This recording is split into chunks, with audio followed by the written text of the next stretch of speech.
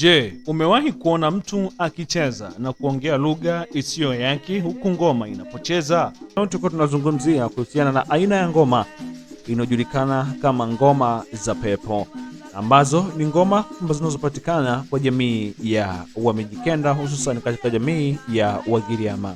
Hapo zamani sana, kabla ya barabara na miji mikubwa kufika katika maeneo ya pwani ya Kenya, jamii ya Giriama iliishi maisha yaliyojaa imani za kina kuhusu ulimwengu unaonekana na ule usioonekana. Kwao, dunia haikuwa tu ile ya watu, kulikuwa pia na dunia ya roho, mababu na nguvu zisizoelezeka ambazo waliita pepo. Ndipo hadithi ya ngoma za pepo ikaanza. Inaelekezwa kuwa zamani mtu alipokuwa akipatwa na hali isiyoeleweka, labda kuumwa bila sababu, kuongea lugha ambayo haijulikani au kubadilika ghafla tabia, jamii haikuona kama ni mgonjwa wa kawaida, waliona kuwa mtu huyo amepatwa na pepo. Pepo hawa waliaminika kuwa na asili tofauti. Wengine walikuwa roho za mababu waliotaka kuheshimiwa, wengine walikuwa wageni waliotoka mbali kupitia biashara za pwani. Wakati huo, pwani ya Kenya ilikuwa sehemu muhimu ya biashara kati ya Waafrika, Waarabu na hata Wahindi. Wafanyabiashara walikuja kuondoka, lakini waliacha athari zao si tu katika biashara, bali pia katika imani. Hivyo hata pepo waliaminiwa kuwa na asili tofauti, wa Kiarabu, wa Kiafrika na wa kigeni. Kulingana na simulizi za wazee, siku moja kulikuwa na kijana aliyepatwa na hali ya ajabu sana. Alikuwa akipiga kelele, akicheka bila sababu, na wakati mwingine kuanguka kama aliyepoteza fahamu. Watu walijaribu kumtibu kwa mimea bila mafanikio. Ndipo mzee mmoja mwenye hekima aliposhauri, huyu si mgonjwa wa kawaida, huyu anaitwa na pepo wake. Walianza kupiga ngoma polepole, midundo iliongezeka na sauti za wanawake zikaanza kuimba kwa mtindo wa kuvutia. Kijana alianza kucheza taratibu, kisha kwa nguvu zaidi, hadi akaingia katika hali ya ajabu kama ndoto.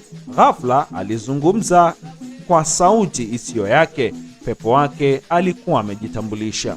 Ndipo alipogundulika pepo huyo alitaka kutambuliwa, kupewa heshima na kufuata taratibu fulani. Baada ya kufanyika hivyo, kijana alipona. Kuanzia hapo, ngoma zikawa si burudani tu, zikawa lugha ya kuwasiliana na roho. Kila pepo alikuwa na lugha yake. Kunayo ngoma maalum ambayo ni midundo tofauti, nyimbo maalum, mavazi au rangi maalum, mtindo wa kucheza. Mtu mwenye pepo wa Kiarabu angecheza kwa mtindo laini wenye miondoko ya taratibu na ya kuvutia. Pepo wa Kiafrika mara nyingi walikuwa na nguvu, kasi na miguu mizito ardhini. Hii ilisaidia waganga na wazee kumtambua ni aina gani ya ngoma aliyeko ndani ya mtu. Katika jamii ya Giriama, mganga hakuwa tu mponyaji. Alikuwa daraja kati ya dunia mbili. Alijua ni ngoma ipi itumike, ni nyimbo ipi ziimbwe, na ni sadaka gani itolewe. Wakati wa sherehe ya pepo, mganga angeongoza kila kitu. Angeangalia jinsi mtu anavyocheza, anavyoongea na hata anavyotazama. Kila ishara ilikuwa na maana yake. Ngoma za pepo hazikufanyika kwa siri. Zilikuwa jamii nzima, watu walikusanyika, wakashuhudia, wakaimba, wakapiga makofi. Hii ilikuwa muhimu kwa sababu ilimpa nguvu mgonjwa, ilimthibitisha uwepo wa pepo mbele ya wote, iliunganisha jamii katika kusaidia mmoja wao.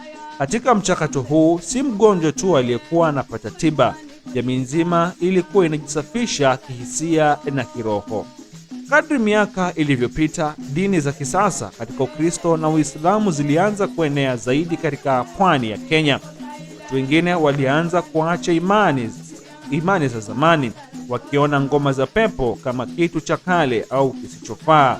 Hata hivyo, ukweli ni kwamba ngoma hizi hazikupotea kabisa, zilibadilika.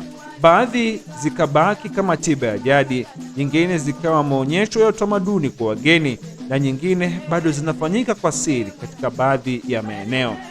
Leo hii, baadhi ya vijana wa Giriama, ngoma za pepo ni sehemu ya historia, kitu cha kujivunia na kuhifadhi. Kwa wengine ni jambo la kuogopa au kuepuka, lakini Wazee bado wanasema usipojua ulikotoka huwezi kujua unakoenda. Ngoma za pepo si tu midundo na kucheza, ni hadithi ya imani za mababu, mapambano ya kuelewa yasiyoeleweka, nguvu ya jamii ya kuponya na daraja kati ya dunia mbili. Ni kumbukumbu hai ya jinsi binadamu walivyotafuta majibu kabla ya sayansi, kwa muziki, mwili na roho. Hayo ndiyo ambayo nimeweza kuandalia siku hii ya leo ndani ya Tambua Mila na Desturi. Nitakuwa narejea tena kukupatia mengi na mengi zaidi ambayo yanajiri katika mengi ambayo tumeweza kuyafahamu katika mila na desturi. Hii ni Africa Daily Connect TV. Kama ndo mara yako ya kwanza, hakikisha kwamba una subscribe ili kwamba napo utakuwa na mengi zaidi utakuwa mtu wa kwanza kuweza kupakua. Mimi naitwa Marandu Kazungu.